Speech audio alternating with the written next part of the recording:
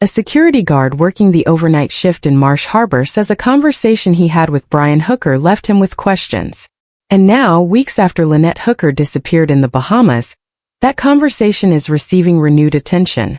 Not because it proves what happened to Lynette, not because investigators have publicly confirmed any wrongdoing, but because the details reportedly shared that morning appear different from other accounts that have been discussed since the case began.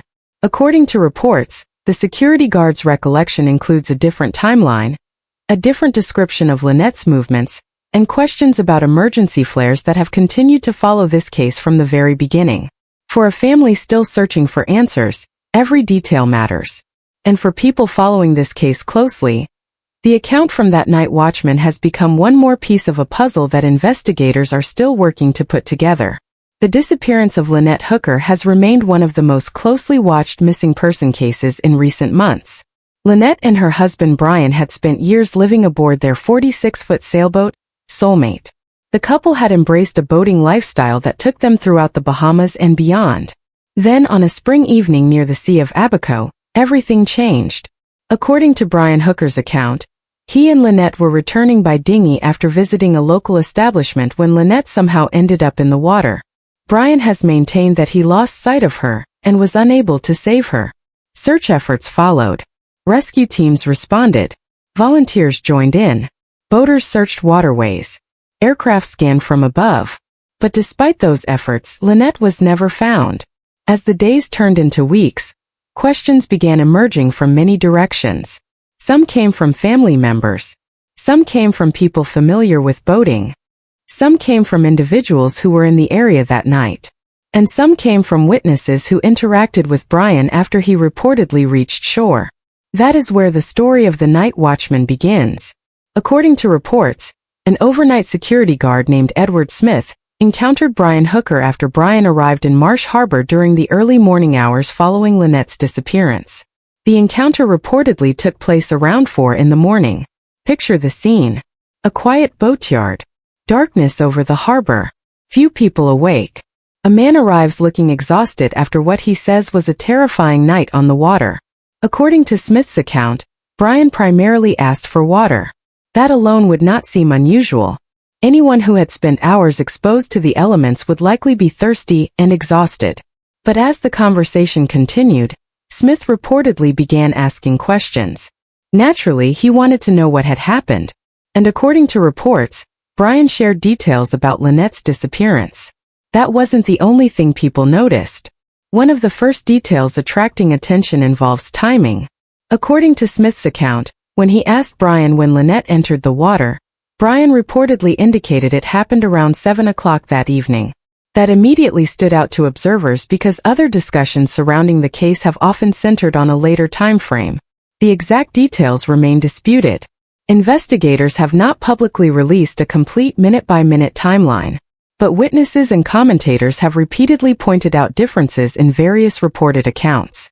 And timing matters, especially in a missing person investigation. A difference of an hour can affect search areas. A difference of an hour can affect witness observations. A difference of an hour can affect everything. According to the security guard's account, 7 o'clock was the time frame he remembered hearing.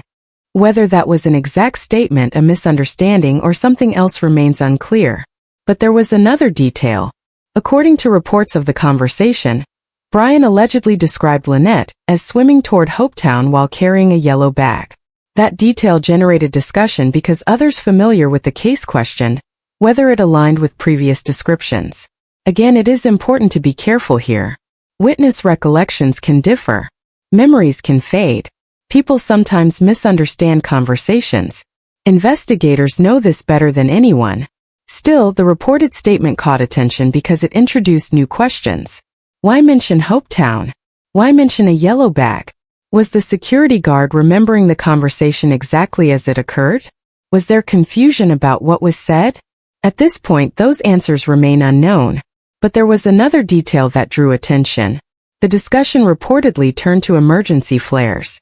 According to Smith's account, Brian said he had fired 2 flares in an attempt to attract help.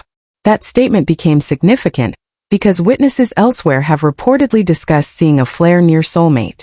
Some accounts mention one flare. Others describe uncertainty regarding direction and timing. Investigators have not publicly released definitive conclusions regarding those reports. But emergency flares have remained a recurring topic throughout the case. And whenever multiple witness accounts emerge, people naturally begin comparing them. That raised another question. If multiple people were observing activity that night, what exactly did each person see? A flare in the sky is memorable. A rescue effort is memorable. An unusual sound is memorable. And in recent weeks, reports involving flares, witness observations, and even a reported splash near Soulmate have all become part of the broader discussion surrounding Lynette's disappearance.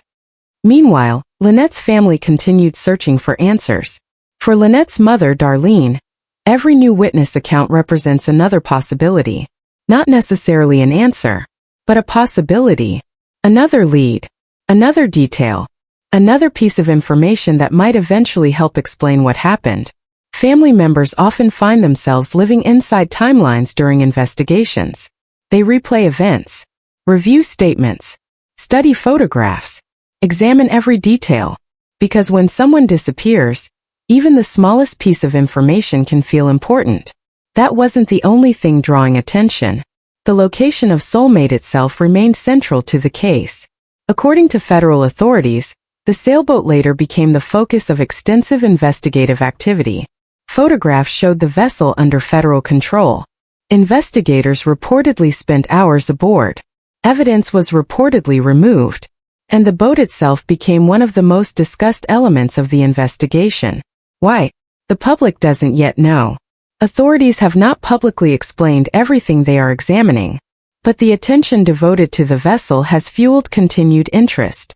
Because according to Brian's account, the incident occurred away from the sailboat while traveling by dinghy. That has led many observers to wonder what investigators may be looking for aboard Soulmate. At this point, only investigators know the answer. But there was another detail. According to reports, witnesses in the Bahamas continued coming forward with information after Lynette disappeared. Some discuss flares. Others discuss sounds. Others discussed observations involving activity near the sailboat.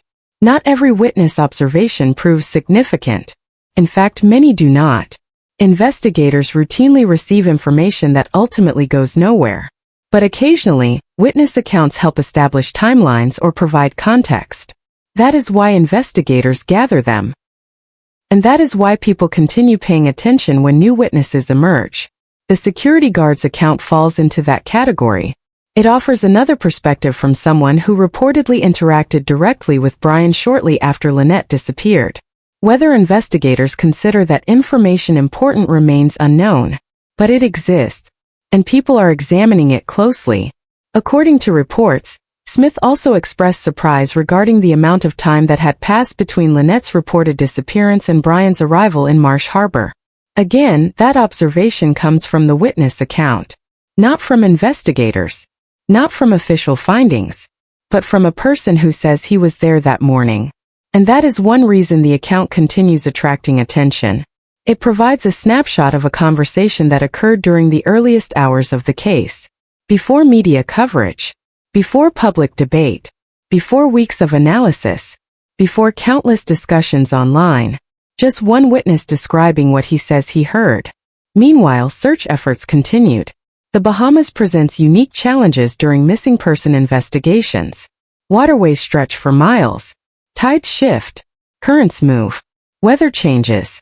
Areas that seem small on a map become enormous when search teams begin covering them systematically. Volunteers worked tirelessly. Boaters assisted. Residents remained engaged. And through it all, Lynette remained missing. That reality has never changed. Regardless of witness statements. Regardless of timelines. Regardless of theories. A woman remains missing. A family remains waiting. And investigators continue working toward answers.